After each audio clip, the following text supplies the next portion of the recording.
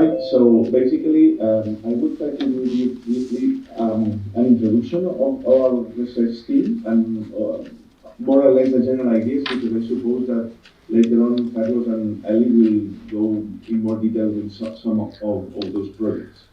So basically, our research team is ENVIMOS. ENVIMOS deals with the environmental and sustainability participatory information system. And now you have the pleasure to share with Ellie and Carlos now, the online, of personal face-to-face meeting. But you can see that the number of people is quite large and good because we have different expertise. One of the ideas that we address within this idea of environmental observing system challenges is the idea that I mentioned here, and I highlight here in yellow. This is a review. It wasn't really focused on ocean, but I think it's something that you can use in any kind of environmental observing systems. And one of the main challenges is how to translate or how facilitate the transition between what is called research observations and sustained integrated observations. It's something that we need because we study many phenomena that are very long term scale, for example, climate change, among others, and we really need this kind of type of observations. And we try to address this. Basically, there are like two different types of approaches. If you want, in a single sentences, we can think that we need more data from all places at all times, and we can use high advanced technologies like these ones, but also we can think on terms of citizen observatories. So we think that people can help us in producing such a kind of data. The advantage of citizen observatories is that they fill somehow these observational gaps that we mentioned, so we can have large coverture, but at the same time spatial and temporal high resolution. But also there are another extra advantages. One is rising awareness, so we can connect people with different environmental and social challenges, and also engage people, because we think that involving people in solving this type of challenges, the people realize that maybe we are part of the problem, but we could be part of the solution as well. Just to mention, because I know that you later on you will discuss a little bit on ideas of future collaboration.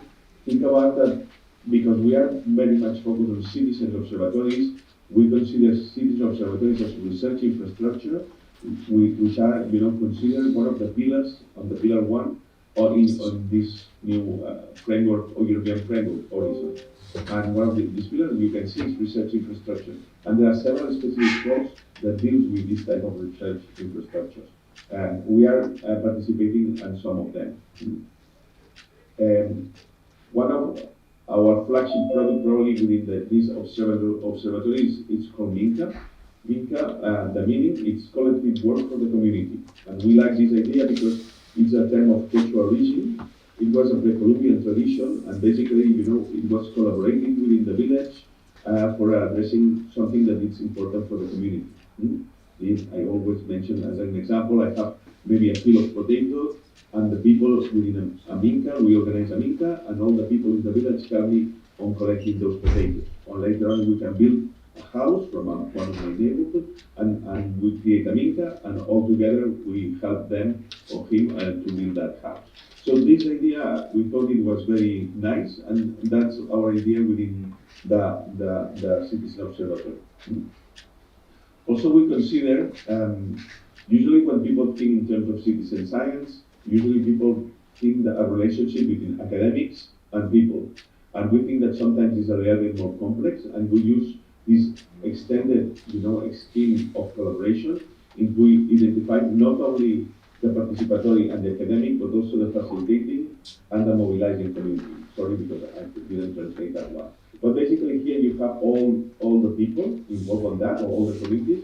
Obviously the participatory community, the volunteer people, the academic, universities, centers of research. The mobilizing community are those, for example, SMEs, companies, and NGOs, schools that are in direct contact with the volunteers.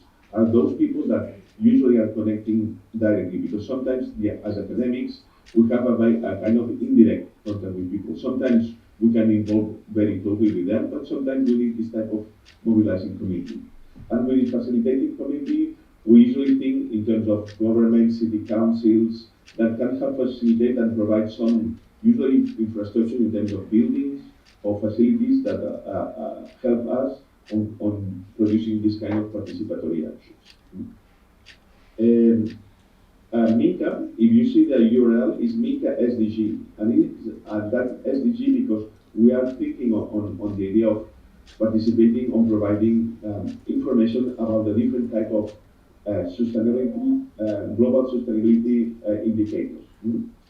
This is a scheme in which basically, I know that this is a little bit complex, but basically you can see here in this first column are the 17 SDGs identified, the Sustainable Development Goals, and here there is a list of potential indicators. What we did in that paper is we reviewed all the potential indicators and we evaluate up to which point those indicators are somehow covered or in which citizen science is already contributing, and we mark it in green, the potential contribution in yellow, and in gray, those that we consider that citizen science could not play a very important role. One of the good news is that it's plenty of yellow. That means that there is a lot of potential on participating, and there is just a few greens. So basically, our idea, is greening that scheme in the future. So, contributing thanks to the citizens observatories to engage people in all these potential indicators as well. Now we are working mostly on biodiversity. You can see that the SDGs 14 and 15 are those related to biodiversity, the 14 with aquatic ecosystems, and the 15 with the terrestrial one. And you can see are among the most green, I would say, indicators, data sets. And just to give you an idea, which is the potential on using citizen science data. And these are recent papers that we published during this year. And you can see they compare basically data at GBIF coming from academics and coming from citizens. And you can see that in terms of coverage, at least it seems that citizens provide a much better, coverage, spatial coverage. And this could be important whenever we need to think about in terms of understanding spatial patterns, or why not making decisions on such spatial patterns of biodiversity. That particular case was insects, but we think that it somehow that can be extended to any other type of organisms. So basically, how we can deal with this idea, of generating large amounts of data, for example, covering the whole Iberian Peninsula, or in our case, the whole coast. One of the ideas is to engage people that are not necessary to be trained. So every people, whoever is interested, can participate from the scratch, and particularly in the case of coastal ecosystems, it's very common that if you take a picture of organisms, you don't know what is this. So basically, you can record this, but you need some help. And one of the potential of services that within Minka is the idea, that the community, within that community, there are some people that have more expertise than you, so whenever you upload a picture and you don't know what is this, the community can help you, and finally we can identify that observations within the community. It's one of the ideas that we are using extensively. This idea of collaborative collaboration on validating or identifying. Just to give you an example, I know that you don't have it, but just to give you an idea, which are the potential ideas that we could address. In that particular case, we address, urban beaches. When we started using, monitoring urban beaches, people say, are completely artificial. You will not see much more concrete, sand, some plastics, and that's all. But this is not true. In fact, we are promoting now. We are engaging with many people, on reporting this. In many cases, using dedicated events. I will not go much in detail, but usually it's a kind of large bioblitz. We created what is called biomarathon. It's a long-term bioblitz, and we engage people, in reporting during the whole summer period, any kind of organisms, and why not within the particular case of urban beaches. And as I mentioned, we have the people, we have the academic community that participates with Vinca, but we have as a mobilizing community, for example, the Federation of Underwater Activities in Catalonia, which is that region in where we are. But also, for example, some SMEs as Anelidas that help us on collaborating. And as facilitating communities, we have the different city councils that offer us some facilities to help us in this type of monitoring. Just to give you an idea, what happened when we are collecting, in that particular case, is not in only urban beaches, it's on all the coast, but you can see that we are providing large amount of observations. In fact, this is a little bit outdated because you can see it's October 2023, so 1 year ago. Now we have more than doubling that. So we are nearly 300,000 observations in that area. Obviously, this creates a lot of data, and that's, for example, some of the data sets of the most observed organisms that people reported. And you can see, for example, this particular fish, which is very colorful, we have nearly 2,000. Now we have more than 2,000 pictures. That means that we can create what is called a data set with many pictures of that fish, with all the positions, backgrounds, whatever you can imagine. And this is particularly useful to train, automatic identification systems. And this is what we are doing now in one of the projects. What we are mixing now, we are, creating what we call hybrid or collective intelligence. So we have some virtual agents that has been trained to identify organisms, collaborating with people that have some level of expertise. So now, what our idea is in the future, we will have not only the opinion from some people that could be experts as well, but some very well-trained agents that can help on such a kind of identification and particularly speed up the process of validation. Whenever we do these kind of things, we try, to create outcomes that can be useful also for the society. And in that particular case, in urban beaches, in urban areas, what we did is we created a book. It's called Participatory Guide. So the idea, it was all those people that were collaborating in these urban beaches on collecting data. We collect all these pictures and we make a book. And in that book, it's open, it's accessible, it's in Catalan. So, it's very particular because it's a very local language.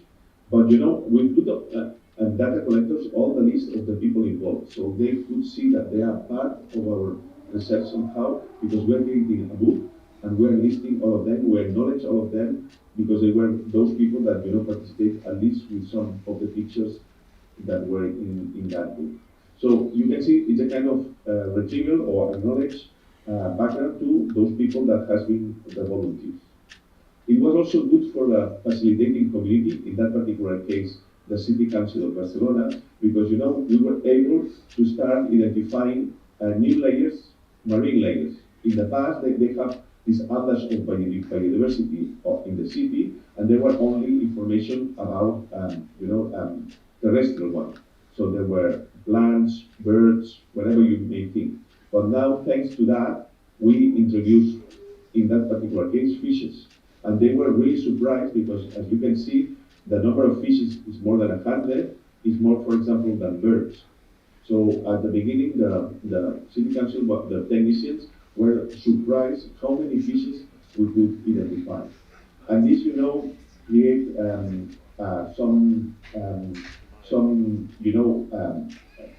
outcomes in the newspapers because they change, a little bit, the perception of those urban beaches because they realize how important were in terms of number of fishes.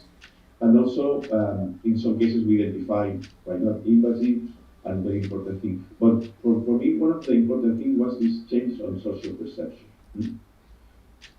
If you want from the academic point of view, also we had also feedback or return on that because we create models of participation, and this was a new theoretical engagement framework that we developed within the thesis of Sonia. Sonia is one of the members of our research. Also, we participate in this review that was among many of the important groups doing citizen science that was published in Nature Reviews, and we address this idea of collecting data for urban beaches.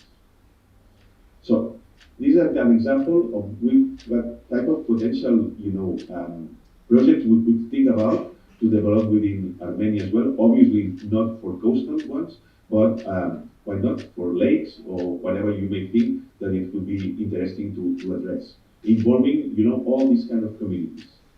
All this system is supported by many projects.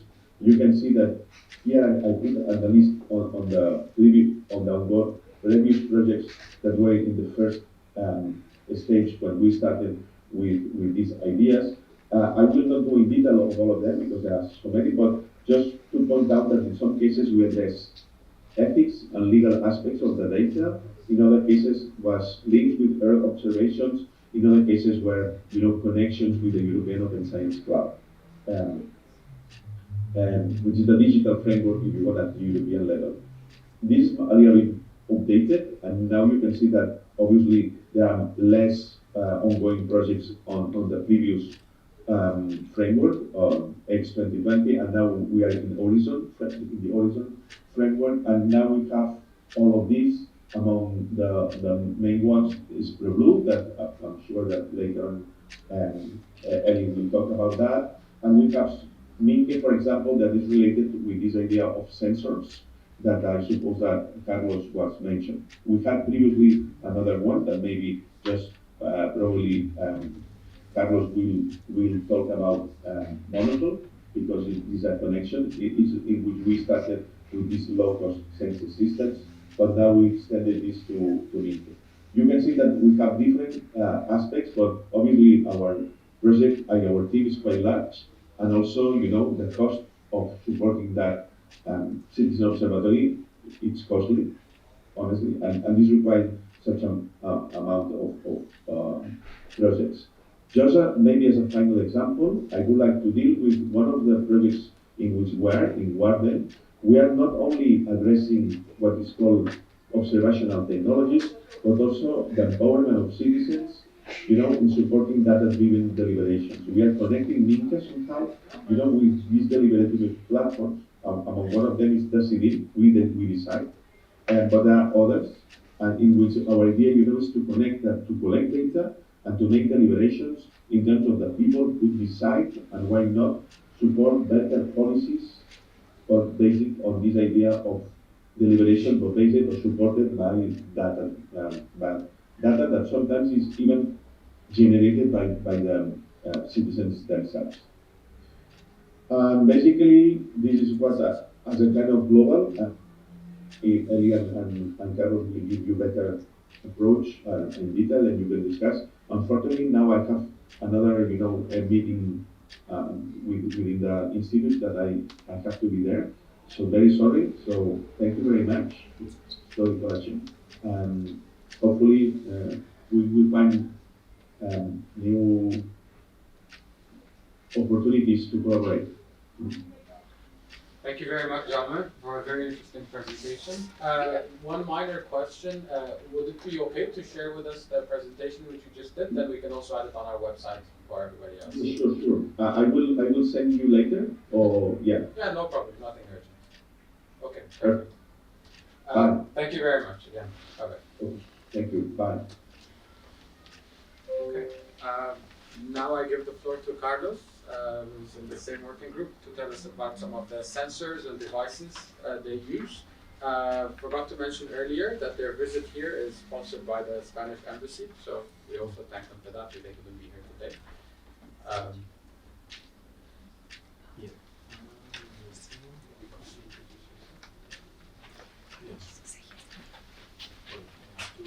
Or it's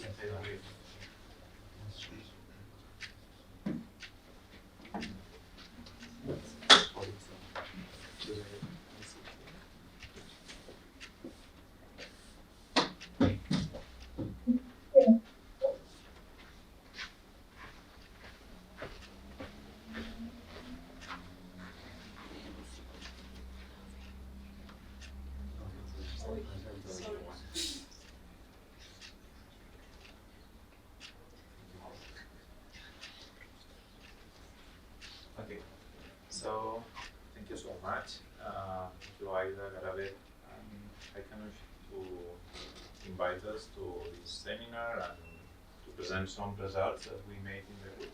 I'm Carlos, and I'm working with Jaume. I finished my PhD last year about citizen science technologies related with do-it-yourself and this kind of devices and low-cost devices. So I present some of the results here. And so just to do a little presentation or introduction about water transparency, that was my main focus research on the group.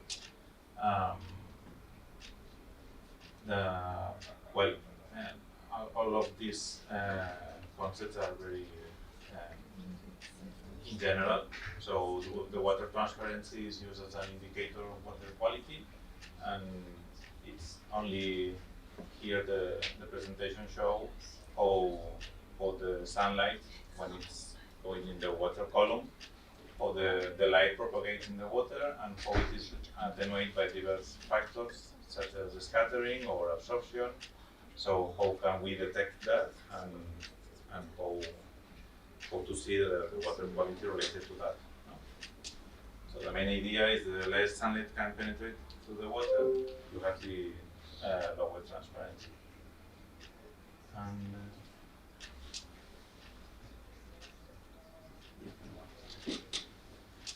there are two study cases that I put here that we, in that case, we work on that.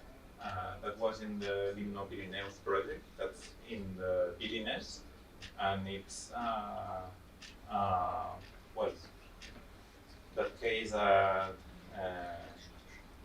related with other lakes that we can see here in Lake 7.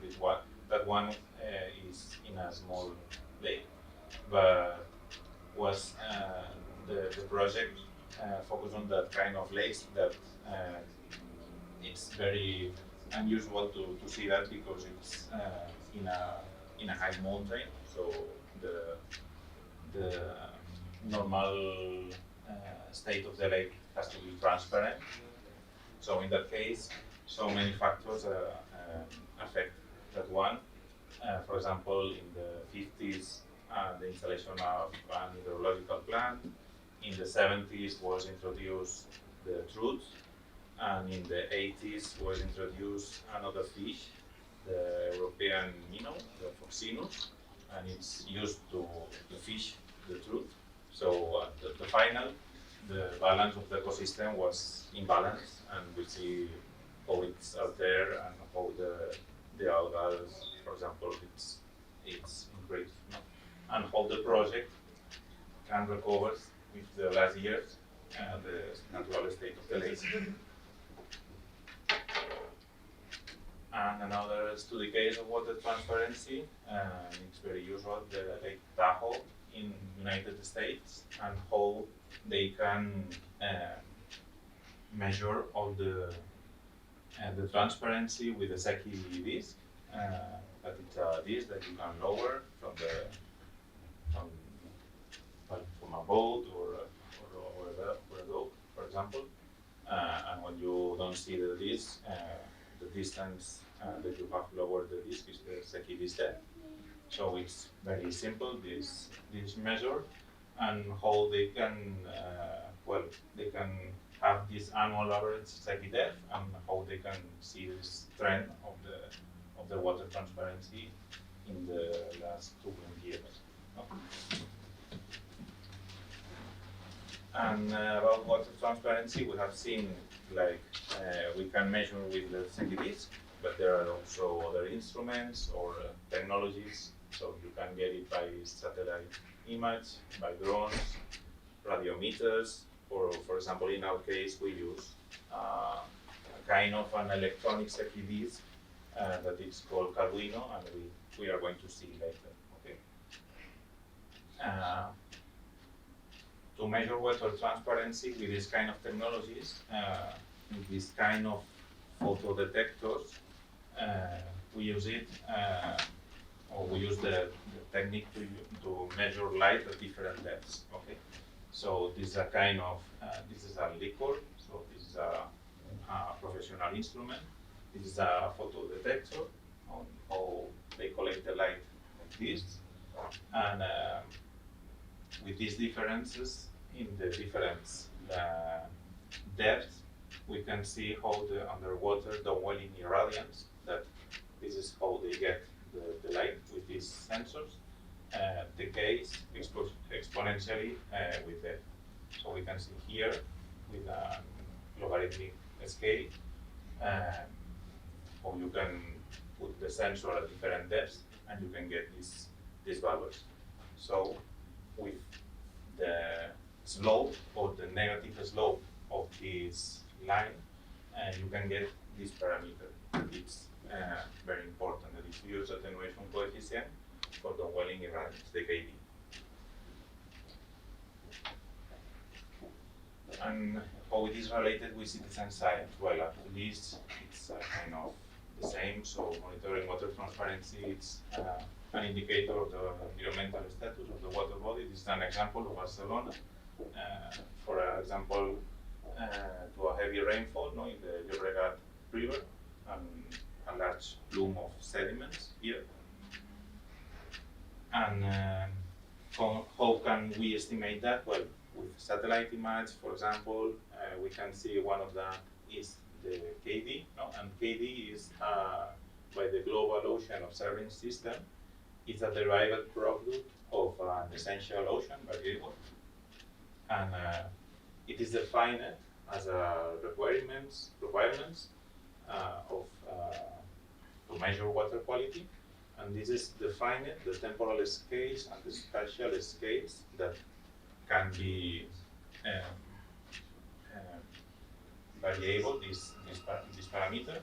So KD can vary from hourly to weekly, and also the spatial scale it can be from less than 1 kilometer to 100 kilometers. So it's an observational challenge to measure that coefficient. How to do that?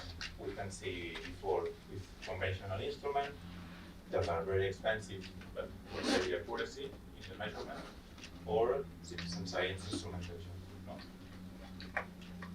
This is, for example, part of the NICA project that Jaume said before, how to plan, how to do that, to cover the spatial and temporal resolution. This is in the ideal case that you have all the accurate measurements in all the stations, so you finally go to know what happens in the nature of the physical phenomenon very well. But most of the times, for sure, you don't have this kind of measurements in the field. You are going to be this kind of real options, the accurate measurements in field selected stations with professional instruments like that. So you are going to get very accurate measurements in some points, but you can do an interpolation error to know what is happening. And in the other case, you can cover or try to cover all the measurements with citizen science instrumentation and do like a completeness of the scenario. And in that case, maybe you are going to be more realistic or about the pattern that you are finding, and for sure you are going to do an error bias of the measurements. But at least it seems like the combination of two of them is going to do a very realistic scenario. And this is the point, that this is very illustrative picture about citizen science can help science to do that. It's not in all the situations. For example, if you are going to measure the currents of the Atlantic Sea, it's very difficult to do with that. But with some kind of water research in lakes, rivers, or something like that, it can be very helpful. and it's well related with Minka, how to plan or how to acquire this kind of measurements as an operational monitoring network, no? How to uh, get these measurements. So at least you need this research infrastructure as citizen observatory, in our case Minka, to get this data.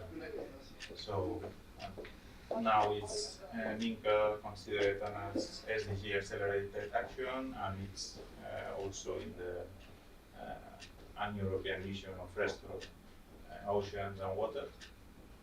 And now it's working, as Jaume told before, in the 14 and 15 SDG, but we plan for the future to get another SDG, as he said before, and also to incorporate the artificial intelligence, the deliberative platforms, and very important for us to report environmental data. For example, sea surface temperature or water transparency. This is told Jaume before. And now I'm focused on what we did in the PhD, for example, about measuring the water quality parameters, transparency of water with this kind of instruments. That one was the Arduino. This is a low-cost device, and do it yourself. Low cost, I mean more or less 100 euro. I think it's more or less 40,000 rand. And is used to estimate the parameter, the KD, and it consists in an Arduino here and an array of light sensors to put it in the water column. So it's wired, all of them, and with that kind of instrument and the sensor, we can retrieve the diffuse attenuation coefficient. This is some results from comparing the Arduino with oceanographic instruments, and as an example, the radiometer, and the correlation was very good for that one, and also, as you see, comparing the price is surprising.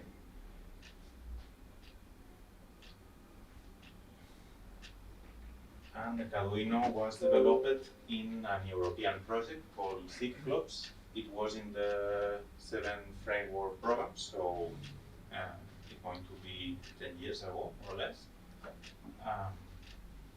It shows all the parts, for example, how to do it with the class, the students, and after that, and it's when more or less I entered to the group, in the project Monocle, that we have received some fund to develop some improvements of the Arduino, and we did different evolution of the Arduino. I will focus on the Arduino Pro, but we also developed that one that this is a professional one, and a stick to throw into the water and the sensors, and connected by Internet of Things. But all of them are prototypes. And now we are very using the Arduino Pro. And the Arduino Pro, it seems, when people see in the distance, it seems a lot of GoPro cameras, but this is not a GoPro. We only use the suitcase of the Arduino Pro and put the electronic inside, and also the battery. So we have different modules, independent modules in a row, and also with the same concept, measuring in the water column all the light is attenuated. And I show here, now we are measuring in different bands of the light, in the PAR and the RGB. So it's more information about what is happening. And now we try to do some improvements on that.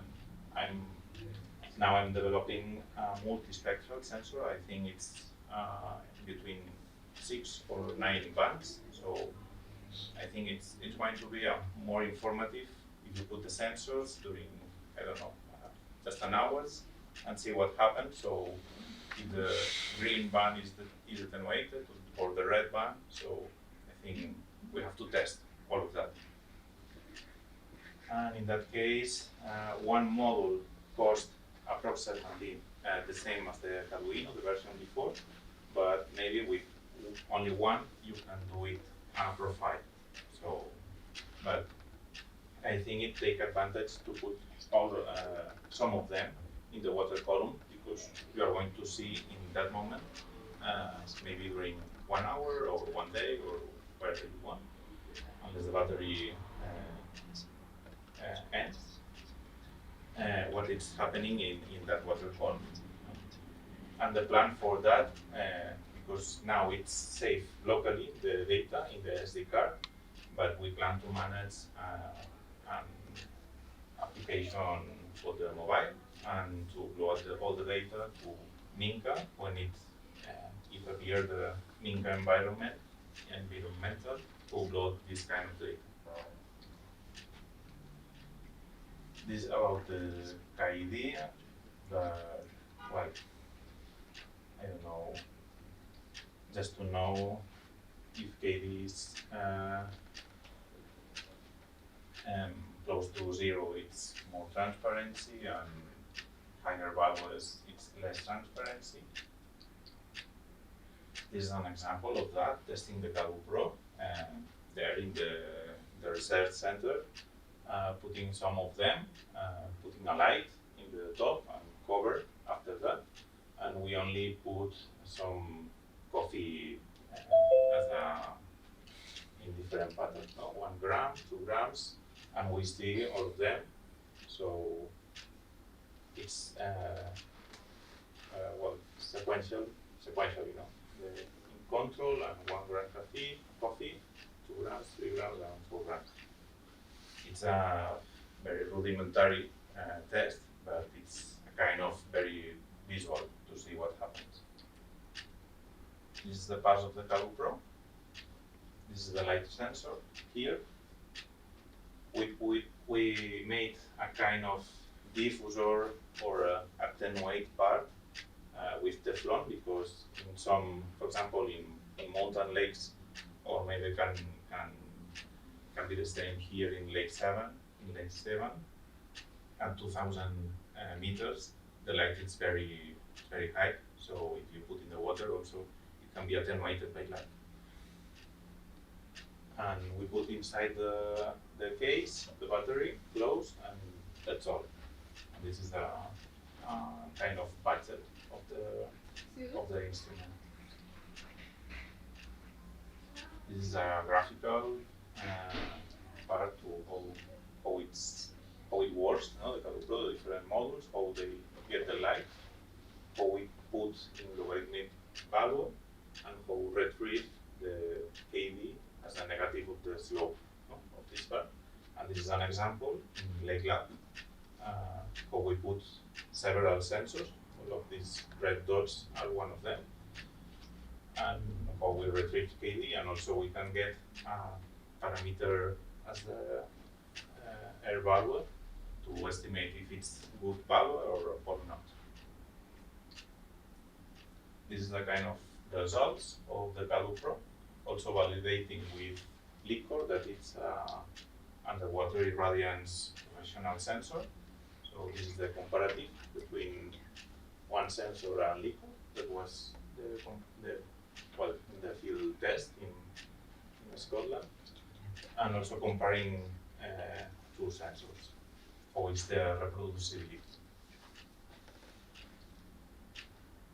And that one we see a time series of KD.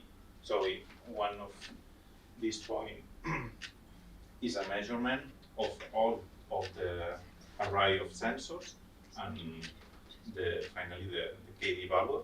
So this is a time series of KD, and at that point we can see some peaks that are strange, and also points are in the same moment that the air value falls. So maybe it's for some phenomena that occur in the water column, and well, we can process that and automatically this kind of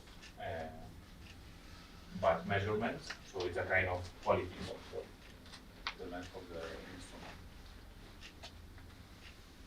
This is the user's guide. So you can simply download or take a look.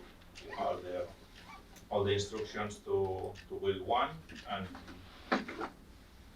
for example, it's very curious because I only show that in some research meeting or something like that. But occasionally, some people just mail me. So okay, I wanted to do that. So it's very nice to get the feedback from the people. Well, there's I don't know if we have full time. If not, I can put 2 minutes, but maybe it's for yeah.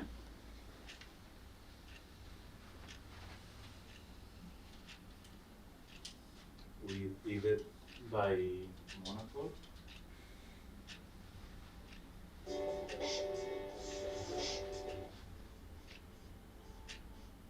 Oh. Only to show how we deploy there in the. This is in front of our research institute.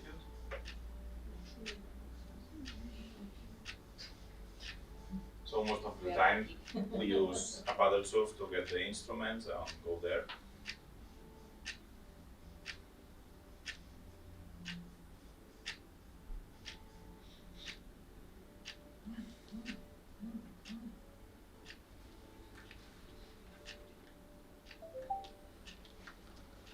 And then you explain a little bit why or what is the benefit to take the measurement with the Calibro in front of the Sakidis, for example. And with the Sakidis, you can maybe, it depends on the day, but maybe the disc arrive at the bottom, so you have no take measurement of the Sakidis.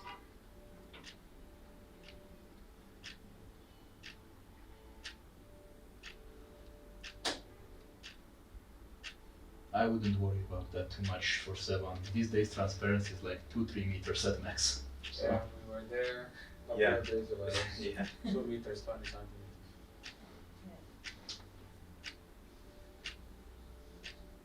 Yeah, there on the sea, it's very the same more or less. When I take the measurements and I put measurements of KV, it's on 0.2, 0.3. But when I go to the lakes, it's the best part. I think we can stop here.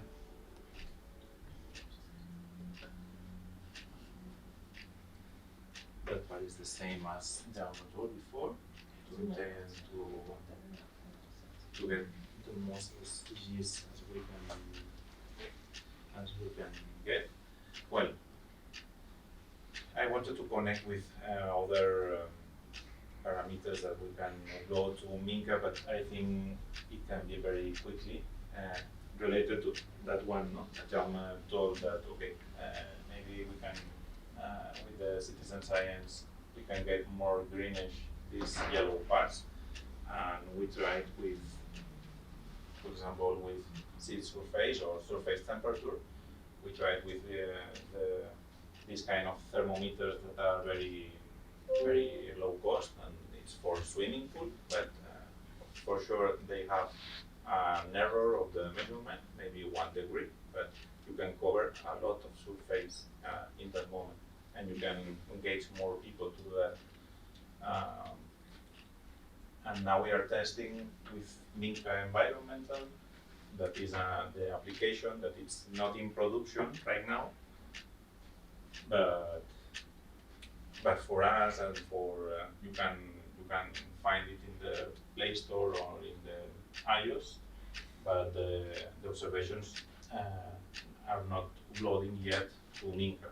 This is only in a test phase. The other ones that tested before was the mini Seki disc. All these instruments I have it in the back if you want to see it, but it's only to engage people and try to get this data with citizen science. Okay. Also that we tried kind of microphone, or in our case, hydrophone, to get recording data from biodiversity.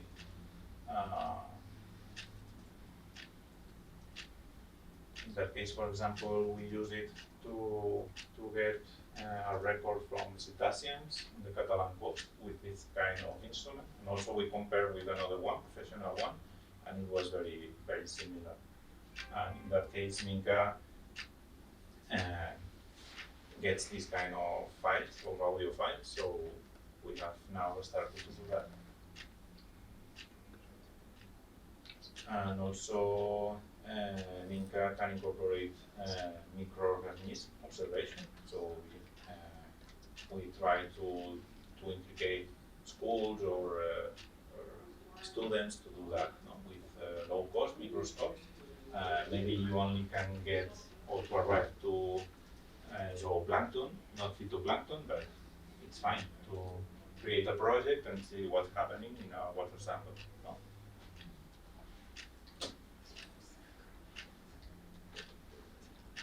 Also, there are air quality sensors that we managed to collaborate. This is a Colombian group, but there are several. There are most of air quality sensors, low-cost sensors.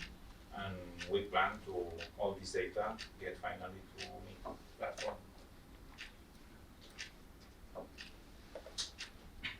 I think that it's the way I wanted to show so many things and try to collaborate with all of you sampling Lake 7 or I don't know, rivers or some parts here in Armenia. I think that's all.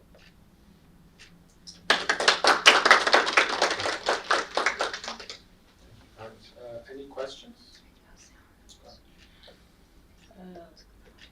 Is there, maybe I didn't understand correctly, is there someone who controls all this community data because they are volunteers and all they are trained in this field or not?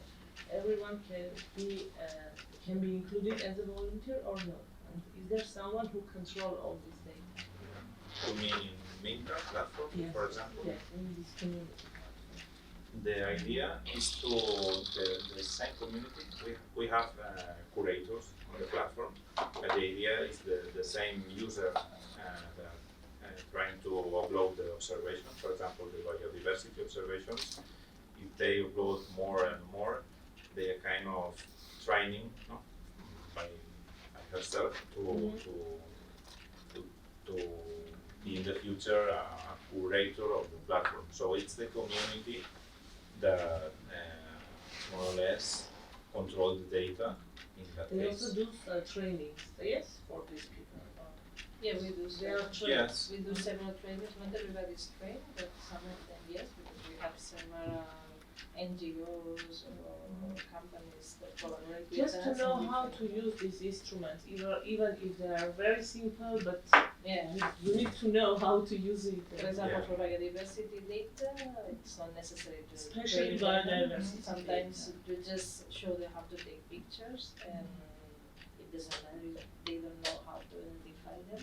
But for transparency data or something like that, we train them. For example, we are starting to collaborate with several schools, and we train teachers on how to use it, and then the teachers train their students. Because we cannot train And everyone. after that, they are included as a volunteers in this. Exactly. Okay. Yeah, and the idea is to train teachers, and teachers train students, but also the community. Maybe there are families around the school that want to collaborate with the school, taking this data all together.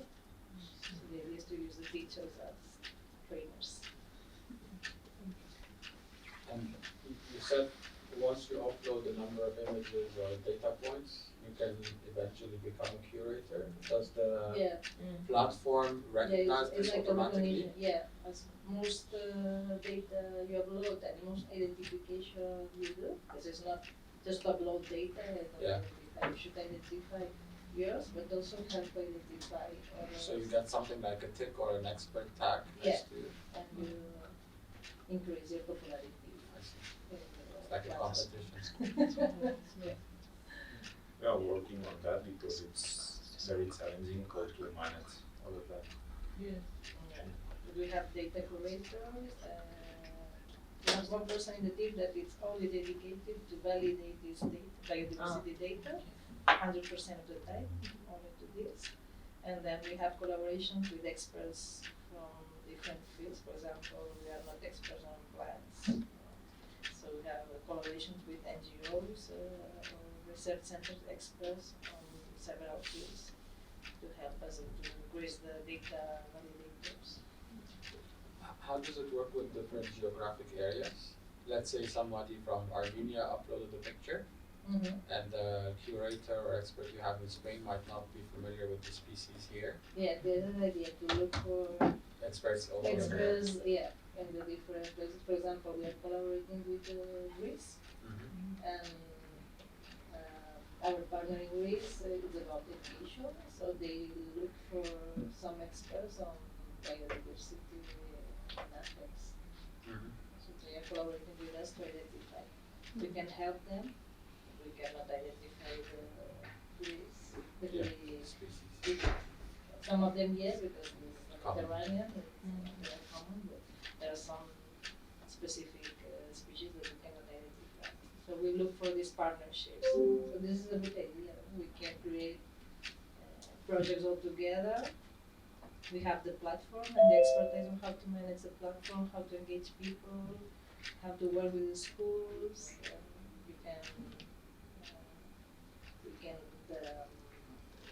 You have the experts, the local experts, biodiversity and conditions.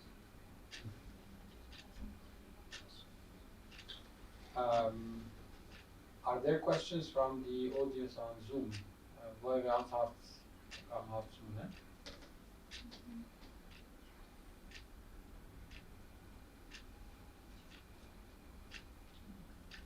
You can also put it in the chat if you want. Hi, I know I'm not here. I know how to do that.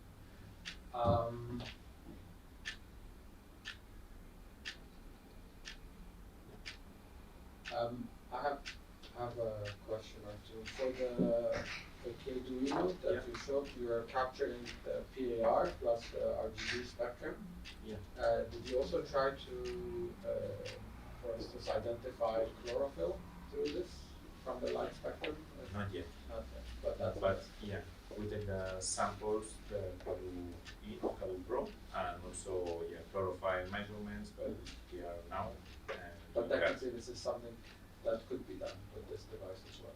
Yeah, I think so.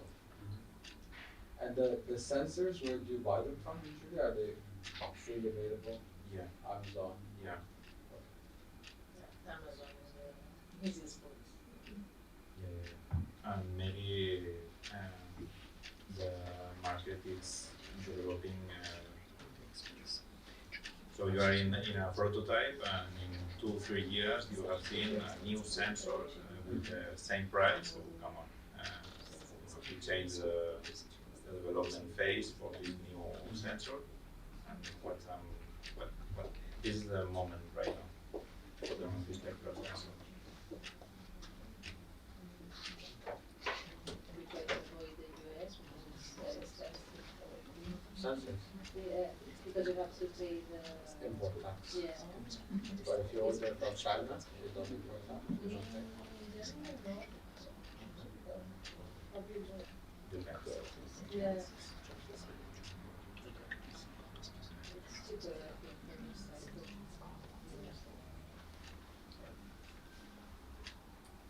If there are no more questions, we can move on. Vardan, you want to present now or later? Yeah, almost. Almost. If you want, I can present authors first. Yeah, Okay. okay.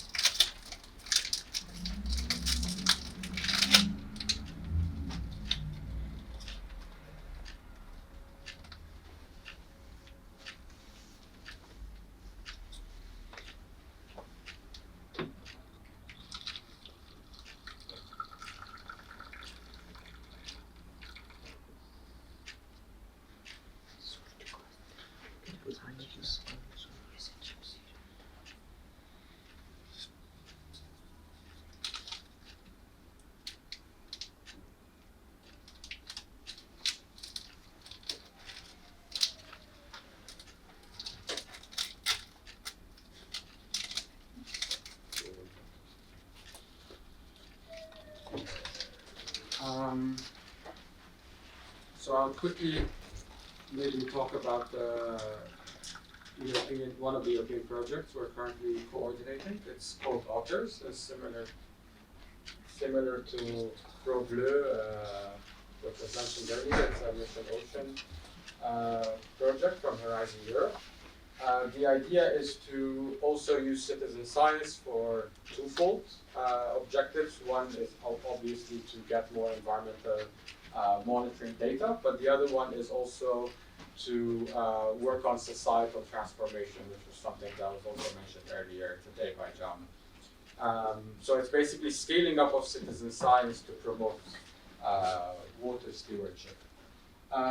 If we delve a bit more in detail about the project's objectives, one is to accelerate the creation and adoption of standards. We know now it's, I think, the time. There's been a number of papers which have documented how number of citizen science projects have been increasing very quickly. However, because this is more done grassroots in different places of the world and sometimes parallel efforts, it's not always well coordinated.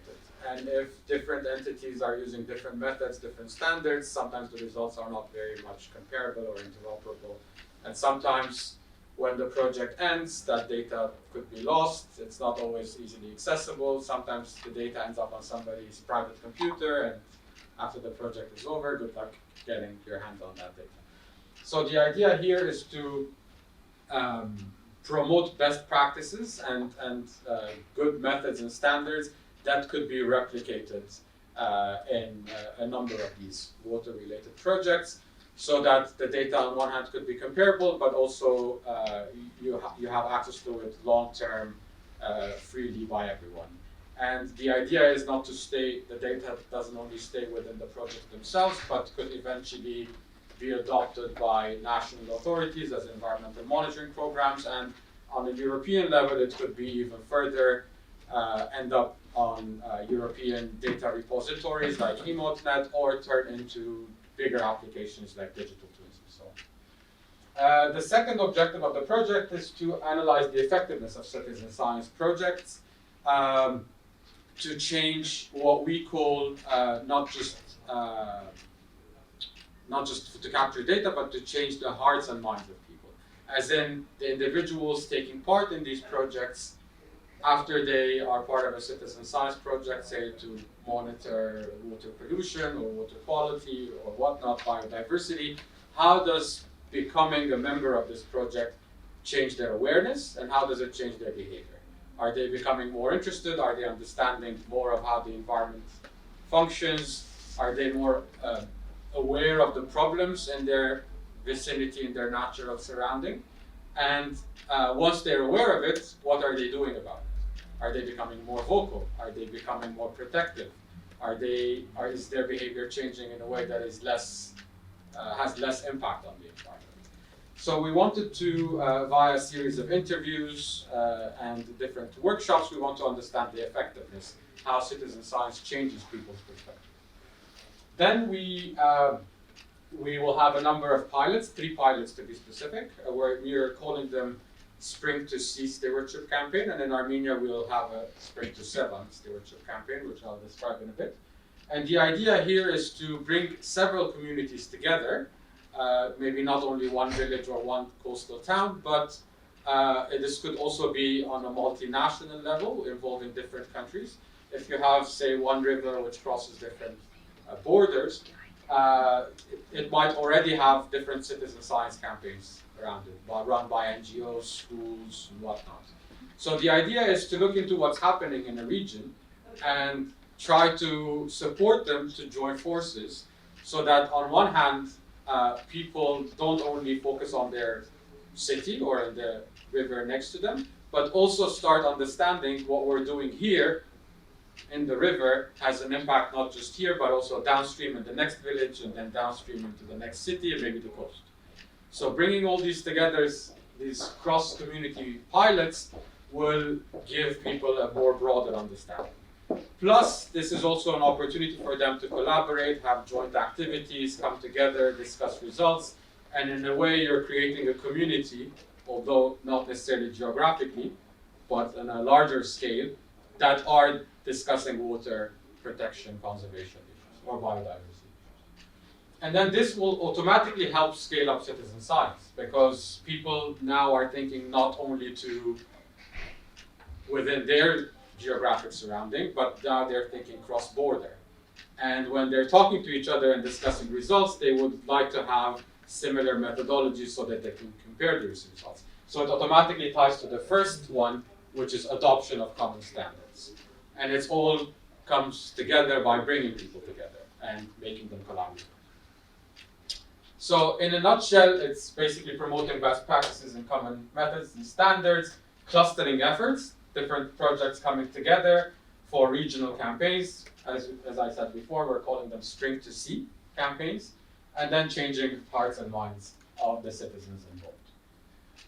So part of this, we've already started working with teachers earlier this year. We organized the summer school in Greece in June, early July, where we brought together teachers from across Europe, and from Armenia we had 3-4 teachers as well participating, where for about a week they discussed the importance of water, they discussed some common issues like plastic and microplastic pollution, they discussed the 10 principles of citizen science, they shared successful stories from different countries that could be replicated elsewhere, and they had a number of hands-on water measuring activities, how to measure water quality and so on.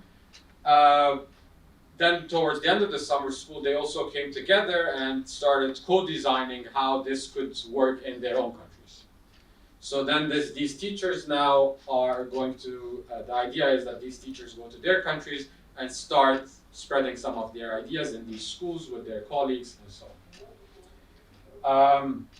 In Armenia, we did a follow-up to these activities where we reached out to a number of schools in Garabet, and there was luckily some activities done in the EU4/7 project where the teachers were already engaged and quite motivated. We ultimately identified 6 schools in Garabet. You see them on the map, the regions, and then 1 school in Yerevan. We supported them to develop a proposal that they then applied to the ProBleu to get additional funding. They'll also be teaming with UAT and their RMAT labs. And the idea of this proposal is that each school adopts a river nearby. And most of the locations that were selected, there's a river 10-15 minutes walk. So it's very easy for the teachers to go with their students twice a month, every 2 weeks, and do some water quality measurements. That could range from temperature, pH, water flow rates, also nitrogen and phosphorus concentrations, for instance. Then what will happen is that the schools don't only work on their results, but the results coming from all of these schools will be shared amongst each other. So the students can look into their results, could see the results of other students from other schools in the region, and then they can compare. This river, our river, is more polluted than another river. Why? And what's causing this pollution? How can we mitigate it? How can we improve it, etc. I don't know what happened. Okay. So, like I said, we're currently developing a number of toolkits for water quality measurements. These will include easy-to-use guides, where basically, you can, some of the first drafts of the toolkits, you can find them here later on. So the toolkits will include a general description of the problem with Lake Sevan, what's causing the algal blooms, some background history, but also it will eventually include step-by-step guides of how to use these different kits, and maybe some sheets that we could provide that they could just fill in. So the different parameters they're measuring and so on. And then easy to use tables that could easily be passed on to be collected from all the schools. So by ensuring also that all of them use the same guidelines, we're making sure everybody is using the same methods, the same standards, and all the results could be comparable. We already started the workshops on Monday with the help of our Spanish colleagues. We were in Gavar. We had quite a high turnout. We had 46 teachers that participated in the workshop, where we talked to them about citizen science. Eli also told them about how they could apply to additional funding if they need some small grants to get more kids or cover transport costs and so on. And towards the end of this workshop, we had some hands-on activities where they used, for instance, pH strips and the different kits to measure water quality. We will have a number of other additional workshops as well. There's another one planned today at 4 p.m. for teachers residing in Yerevan and in nearby regions. And the idea is to spread this more and more. The more schools join, the more data we can collect. And eventually, our ambitious idea is to have a map where, for instance, we have already the Eco Portal, which has all the official measurements done by Hydromet. We could have a map which would have the official water quality measurements, and next to it we can have the citizen science data. And in a way, like the data you showed, you can validate the citizen science water quality measurements by comparing it to the more sophisticated, so more accurate official. So that's the idea we want to run in spring, summer next year. And because RMAT, as I mentioned, labs are already involved, they want to work with a number of different schools that are participating and develop different interactive games, different training sessions and so on. It's their students who will be participating or preparing these material. They themselves learning about the topics in the process, and also encouraging other students to learn about this by watching the videos, playing the interactive games, and so on. And lastly, before I finish, because we don't want this to only be restricted to students, and like I said, we want this as water stewardship campaigns that the whole community starts becoming more vocal. The idea we have is if we have, say, 6 or 10 schools that, at least for next year as a pilot, start collecting data. At the end of their academic year, we want them to all come together. Maybe we organize one big event where we invite their parents, we invite the national authorities, the municipalities, and so on. And the students themselves present their data to everybody else. And we can start,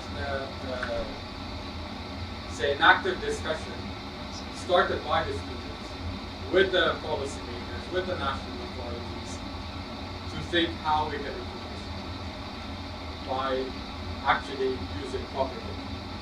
So that's the intention. Let's see how it goes. If you have any questions, I'd be happy to.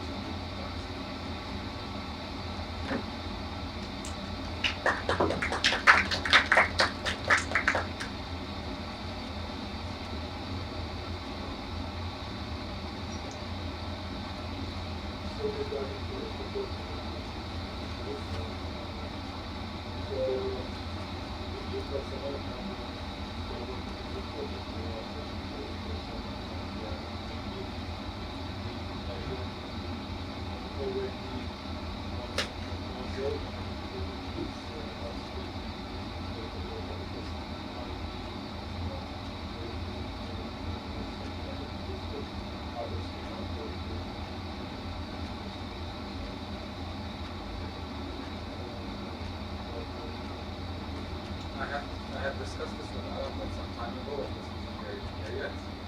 And I think the better way would be not that each person uploads the data, because then you can have a lot of errors and issues. So the better way would be that this data is collected from both schools, and then one entity, could be us or any other entity, could be uploaded. Yeah, what can be another like small interface also internally curate, like what the public website, but some internal geo server nodes. Like this, and when, for example, the Hydromet, which now manages this data portal, with consultation specialists, can be set to publish. We might have somebody from Yes, Hydromet. Diana is the If they're still around. Still? Yeah. Hydrometից ով է հարցեր կան ես։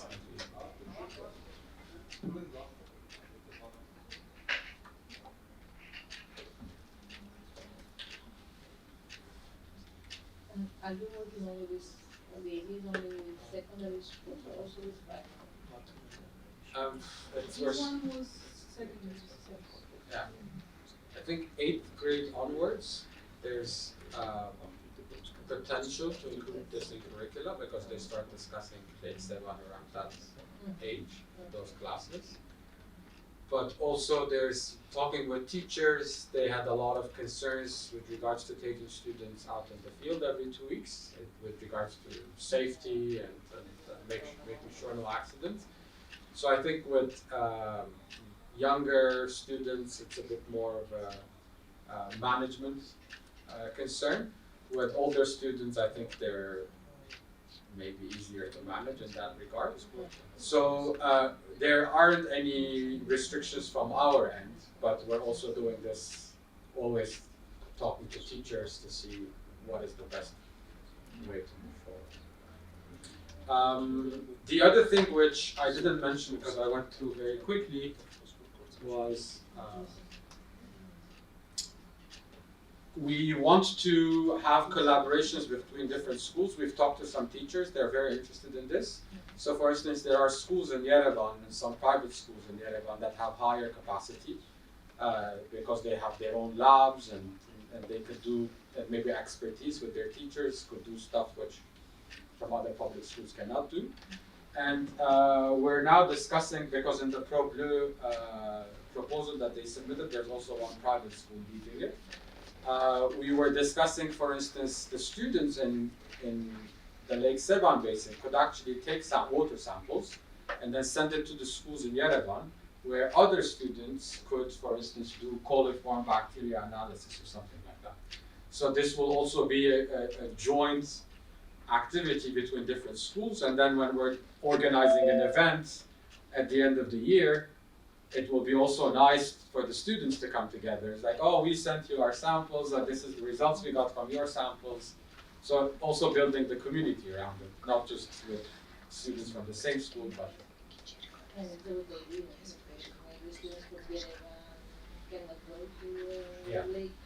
at least not every 2 weeks. That's just They can also participate, they can also be involved, right? Because teachers in secondary school are, say, teachers are biology. yeah. We are talking to biology teachers, chemistry teachers, and geology teachers, which Lake Sevan is covered in their topics. Because it's the same in Spain, that in primary schools teachers are more generalists, no? And in secondary school they are specialists. More or less. And I have a question. Do you thinking about including in this project the workers of National Park of Sevan? We hadn't, but we hadn't so far. But that's a good idea. I think with the measurements, They are local. yes, and they're always out there. If they're interested, I yes. cannot say scientific community, but they are official organization. Yeah. National Park of Sevan. Yeah, maybe they can take the same advantage. Yes. Correct, should be correct. Yes. It's It's a good idea. Եթե կարելի է հարցը Սևանից բավական դեպքեր եմ Սևանից։ Բացի այն որ գետերը եւ Սևան ջախտում կոշտ թափում կրնայր որ երևացող ասենք ցավներ կլինեն խոսքը օրգանիկան եւ անօրգանական թափով նաեւ այն տարածքներ ովքեր ունեն լավ sense ասեմ կներկայացան օբյեկտները, նաև իրանք են արտանետում ձգան թափումներ, որը որ էապես ոնց որ խնդիրը առաջացնում է, այսինքն մենք այդ հոգնածն է, թշնամները որ հաղորդում են, խոսքով իրոք շատ լավ իրականություն է դրա հետ կապված ինչ-որ պլաններ կամ հարցումներ կան, չկան։ Այդ ուրիշ թեմայով, այդ թեմայի շուրջ բավական զրույցներ ունեցել ենք և ուրիշ պրոյեկտներ ունենք, հատկապես մշակելու թափոնները, կոլեգաներից ծանոթ եք, այդ թեմայի վրա է աշխատում, իսկ տարբեր այդ օբյեկտներից մի հատ հունիս ամսում պրոպոզալ ներկայացրել էինք, որպեսզի գեղդաչուների մաքրման կայարաններ nature-based-ի հայերենի լուծումներով այդ ջուրը մաքրվի առաջ որ հասնի սևանալի։ Citizen Science-ի առումով գերևի այդքան շատ բան չունենք անելիք, կամ կոնը մեր հիմա այս նպատակի մեջ պրոպոզալներ չկա։ Հետագայում շատ լավ կլինի, եթե այս օբյեկտների, օրինակ այնտեղ դերերը կամ բաշտոնյաները նաև հետաքրքրվեն և մասնակցեն, մանավանդ որ իրենք այնտեղ են օրական։ Եվ հետաքրքրականը այդ է, որ ինչպես որ տեսանք այդ արխիվներից, որ Քարլոս և Ջամեն ներկայացրեցին, երբ ունենք Ջամեն ասեց 300,000 չգիտեմ ինչ data point ունեն։ Եթե մենք Սևանից հավաքենք լիքը տարբեր data point-եր, կարանք արդեն տեսնել, թե որ շրջանները օրինակ ավելի վատ վիճակի մեջ են։ Եվ այդ շրջանների շուրջ կնայենք ինչ են պատճառները, որ այսպիսի բան չկասենք։ Օրինակ, եթե մի հատ օբյեկտ ունենք և շրջակա բոլոր տվյալները վատ ջրի որակ ունեն, կարանք արդեն մոտավորապես։ Այդ նաև մի ձևով, indirect ձևով այդ օբյեկտի վրա ջրշում կներկայացնի, որ ձեր պատճառով ջուրի որակը շրջակայքում շատ վատ է։ Բայց այդ արդեն փաստ է ու պետական մակարդակով անընդհատ ասվում է որ մաքրման կայանը։ Պրոստը դա առաջնահերթ պրոբլեմ չէ։ Այդ պոինտները այդ օբյեկտները առաջնահերթ պարարտանիքների ինֆիլտրացիան է ոչ թե գրուպները ինչքան անդրադառնալու ինչքան դա գալիս մասսավան անձրևների եւ պրոստը հողի ջրերների հետ երևի այդ օբյեկտները 100 տարի աշխատեն մի տարվա դրա նույն քանակով պարարտանիքներ չեն գցել սեզոնները Հավատացեք ինքս կարելի է չոտքի բայց Ուրեմն ասեմ դա ենթադրում եք, թե հաշվարկներում եք դրա։ Պարարտանիքների համար հաշվարկներն են, օբյեկտի համար չկա։ Պրոստը քանակություններ անհնարելի է կամպյուտերներ պետք է վագոններով լցնել այդքան ինչով առաջնահերթ չէ այդ պրոբլեման։ Էլի լավ չէ բայց իրականում ես նկարել բոլոր սերմանական կետերների հավատացեք ապացես իջակա ու հավի իրականությունը եւ կար ծրագրի դերակատարի համանուններ համերի մասին խոսելը կեքտաջերի մասին նրանց իրականում կար լուծում այն այսինքն նախորդ իշխանությունը նախատեսված այն որ պետք է անել պաշտպանել չի հասկանում չպետք է լցնել այո բայց համեց պրոյեկտից այո մեխանիկական կոշտ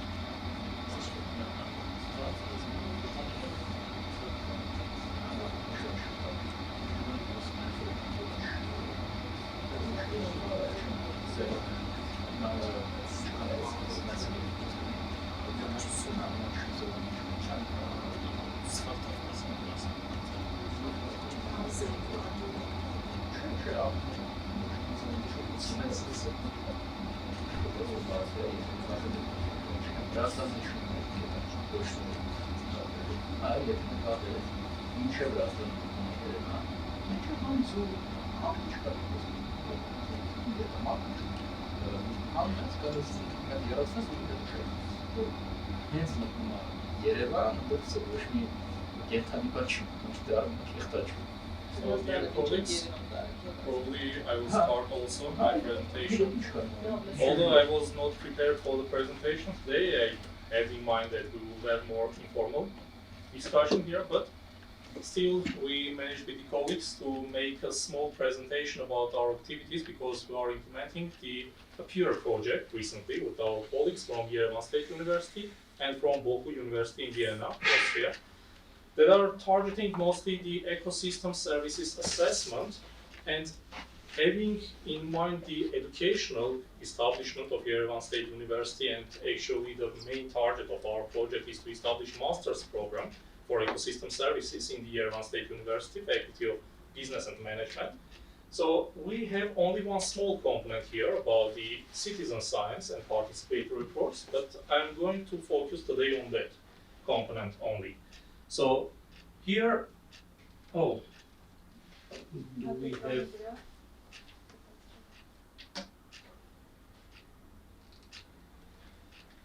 No, thank you. So what we are doing within this project in regards to the citizen science participatory approach and other kind of methods like transdisciplinary methods to investigate ecosystem services and to engage schools, students and other people that are interested in serving for our country, for our environment, for our water resources, for water stewardship, as you have raised that question actually already. And we have there several components. We are starting from surveys with local stakeholders. Local stakeholders that are living in the river basins, that are living close to the rivers, that are consuming the water, that are having that ownership of the ecosystem services in the basin. We are also contacting local administrations because they are decision makers in that area and they have very interesting viewpoint about the problems that were arising within our project. So we are estimating inconsistency between the actual state of the ecosystem services in the region and the understanding and perception of those ecosystem services from the locals and decision makers also, so 3 different levels there. And we are also communicating with these schools, teachers and professionals, academicians in the field to understand how they are ready to participate or how they are ready to contribute into the further development of this kind of project, or by their activities to complement with the data collection and analysis of the data. So here is just an example of our second activity where we're implementing summer schools for the teachers and students. They are 2 different summer schools. So we are working first with the academicians, with the professionals from different fields. We are asking them to think and to present their ideas how participatory approach and citizen science in Armenia could be boosted further, and how the students could be engaged more actively into the data collection and processing of the data along with our academicians. So they're proposing different methods, we are discussing this, we are implementing very different methods to understand what is more rational, what is less rational in that work. And then we are asking the students to conduct some mapping of ecosystem services, to implement photo voice methods, to implement different kind of transdisciplinary methods based on the methods that academicians have developed for them. So we're testing this approach. And after we are getting some results, we are contacting the local schools, the teachers and so on in the area to understand whether they see the feasibility in continuation of these kind of projects in the local areas. If they are responding to us positively, we are launching school projects that we are calling research projects recently, because this is obligatory part in Armenian education system for the middle school to implement 1 month or 2 month long projects in the school in different age groups that should target some local, let's say, problems and should be from real life problems. So we are contacting those schools, we are visiting them.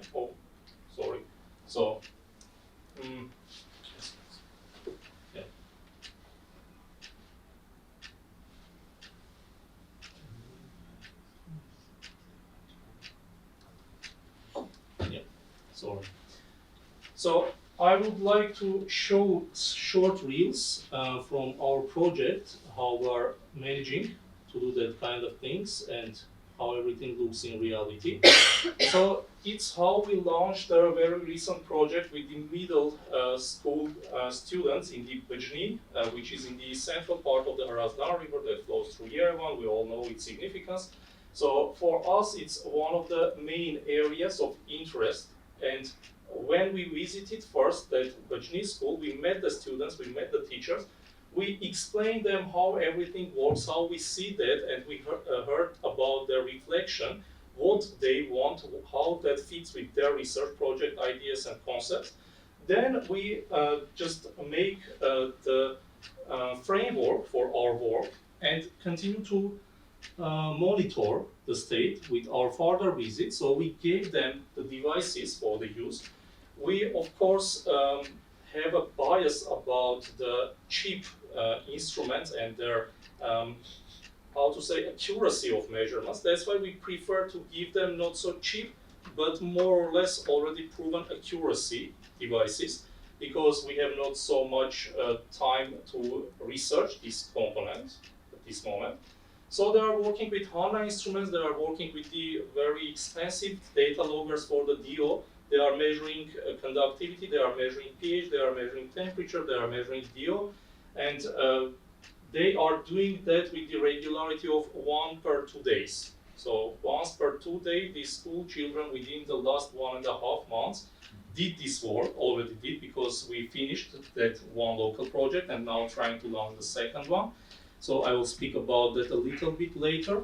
So within our next visits to that school, we are just trying to educate the children how to analyze data, how to work with the data that they are collecting regularly, and how to improve when they are finding something that going beyond what we are expecting at least to see in that part of the river.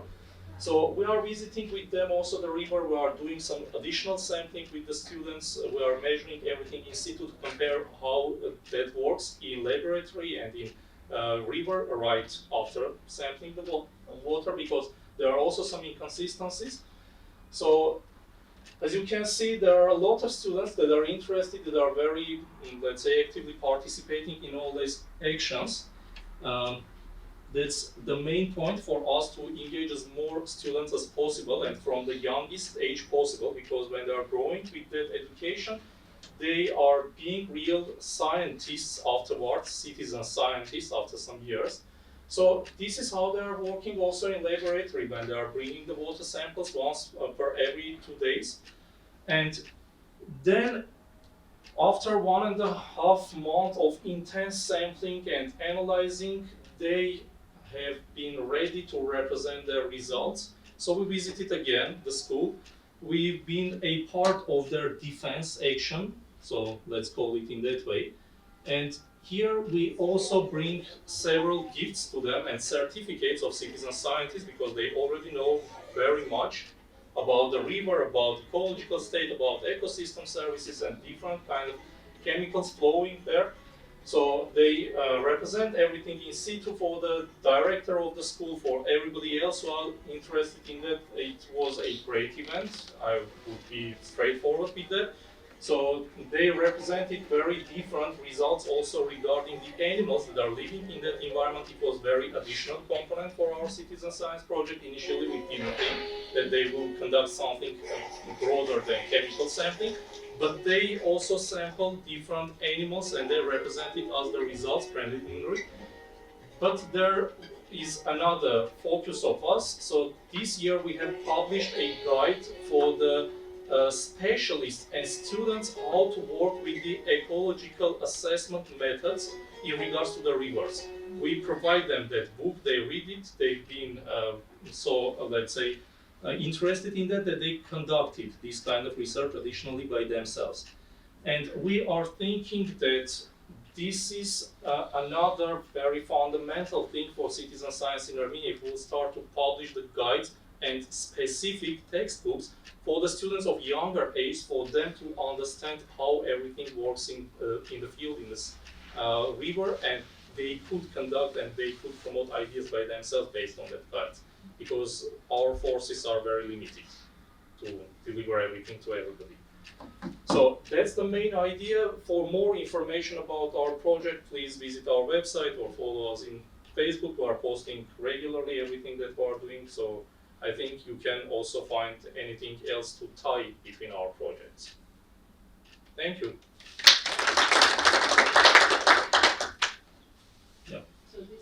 school projects last between 1 to 2 months?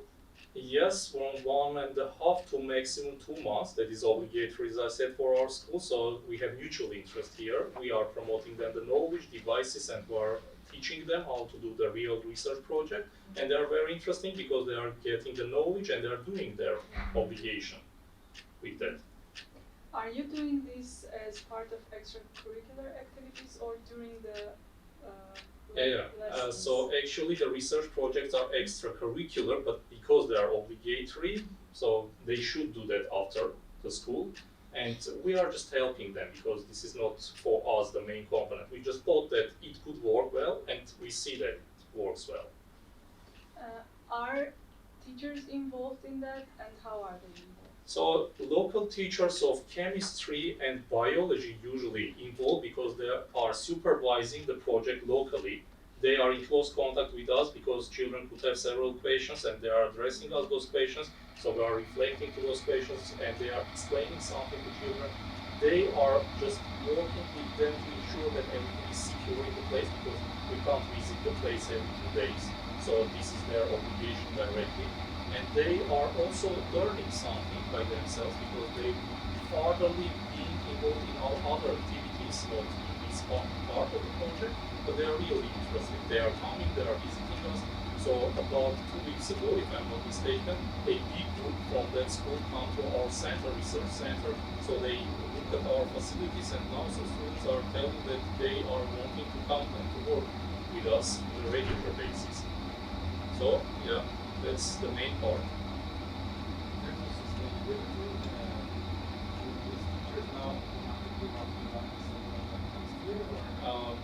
We never discussed, but at least at this very moment, we have volunteer students who finished with their, let's say, project, but now they are asking us to give them devices and to continue their measurements regularly, so we gave them already. Now 7 students from that project have their devices and they will, with some extracurricular, let's say, schedule, do that activities furtherly. But what is interesting point for us and the main conceptual, what is the conceptual thing for us? We want to understand how everything in the Vardan River changes in spatial, let's say, dimension.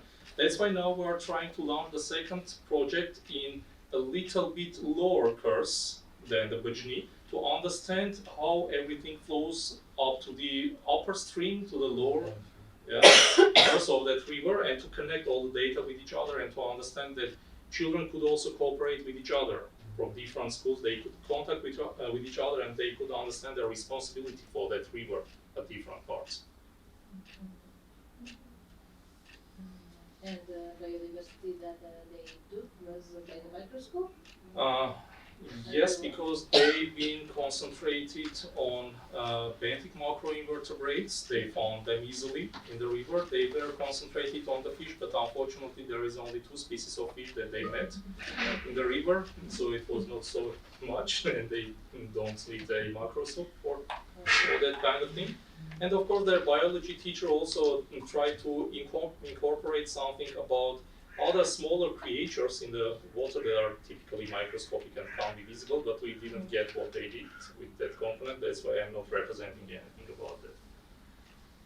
And do you think they can be interested in uploading the pictures of these macroinvertebrates in Inca? Yes, we can ask, because actually what we think and what we're discussing regularly with Garabet and our other colleagues, that we need in Armenia one big platform where every project should upload its own data, and we should set the standards how that should work for Armenia. And Minka example and your experience could help us a lot also, so it could be shareable. I don't know how it will help, but it could be shareable. But yes, Sunday we create the Lake Seva project in Inca. So it could be also in this case. was asking me already 2 years ago if we're interested to translate it to Armenian. We didn't have the capacity at the time. But I mean, if we want to do that and even translate the app to Armenian so that everybody can easily use it, we can discuss. Yeah, we can discuss really. We can understand what kind of perspectives it has, and if everything works well, why not? Yeah, this local language is very important. Yeah. If you can you give like an approximate, just in the ballpark, what is the amount of per student spending for this kind of program? So, one example of that local school, of course, the HANA devices that are measuring pH, EC, and temperature together, it was about 49,000 AMD. Per student? No, Per year. for the school. Yes. Of course, there are some cheaper variables, but because we are a state institute and we are working with public finances and so on and so forth, we are not delving deeper into the buying from Amazon or something like that. But on the basis of NGO, that could be even cheaper. So the DIOS sensor worth 1,200,000 AMD. So that's very expensive. That's why we are very careful about that part. So in a ballpark of $100 per test kit. Yes. So it works for about 1 year, I would say. If you use sparingly, I would say those devices With are all not the as good. calibration solutions and so on and so forth, it works, operates about 1 year very efficiently. Do you have any experience with geo sensors? Like any cheap variants. Other research groups, yes, but not in my case. Because I know I've previously worked with the same sensor that Vardan mentioned, but I've also seen a lot of new units popping up on Amazon and other websites for $80-90, but I have no idea how accurate they are. So anything that can be used, for example, for an aquarium is gonna be usually on the cheaper side. Yes. Yeah, like below $100. Anything else is more specialty, and you can't really find it on the market. That's one of the problems. So for pH, for example, yeah, it's very cheap. It's like you can buy a multimeter for what, 5,000 grams. That will work for a while, or a test kit for 20,000 that will measure most of the water parameters. But for anything else that you don't need in aquarium, For Geo, I think it's a bit more sophisticated because it also comes with a membrane. There's more maintenance involved. It shouldn't dry, so it's cleaner and so on and so forth in any case. Problema. It's the same for us with salinity, for example. It's very special to do the maintenance and how to do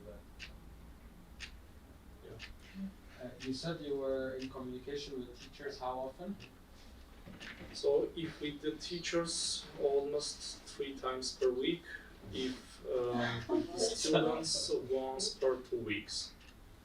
So it's different. So tomorrow we are going to visit them one last time for this season. We are wrapping up all our activities for December now, and since January we are trying to broaden this project with different other schools. With the big effort for yourself. Yeah. Maybe you can do a teacher's training program together. Yeah, we thought about that, yeah. Also, because the river they're studying is the only river that comes out of Lake Sevan. Okay. So it's nearby basins, catchments, and we were thinking how we can also share the data. So the office project is producing data in the Sevan basin, and then their project is in the Harastan basin.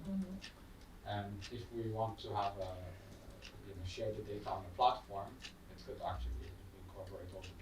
Yeah, more important than from the next year, we are going to focus on Lake Sevan Basin with its rivers also. So that's our major plan for this project. First, we are starting with Razdan, we are setting everything, and then going into the Lake Sevan.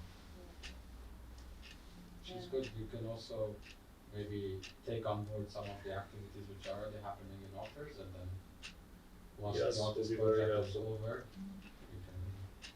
And not only promoters, Alexander here, we are always in contact with them, and they are doing very broad activities in Lake Sevan Basin. They are doing several citizen science also activities with schools. So we are keeping in touch with them also to learn their experiences. Also this curricular development process, so now we are developing like class separate course for about Lake Sevan for 3rd, 8th and 10th grade school children and also preschool as well. I think somewhere in January maybe we can meet with different projects together and understand how to coordinate these activities here. because they're very synergetic. Yeah, that's also because sometimes experience happens a lot. We contact teachers, another project contact teachers, another one, and they are like overhelped. Everybody wants that we do something for them. And sometimes they tell us, please coordinate yourself. Yeah, that's why we have thought about doing something that should be obligatory for them also to engage at first, and then maybe they will be volunteering, and they are volunteering now. So these research projects can be connected to this curriculum because Yes, of course. Yeah. Otherwise, why they should be involved? Because in Armenia we have different mentality.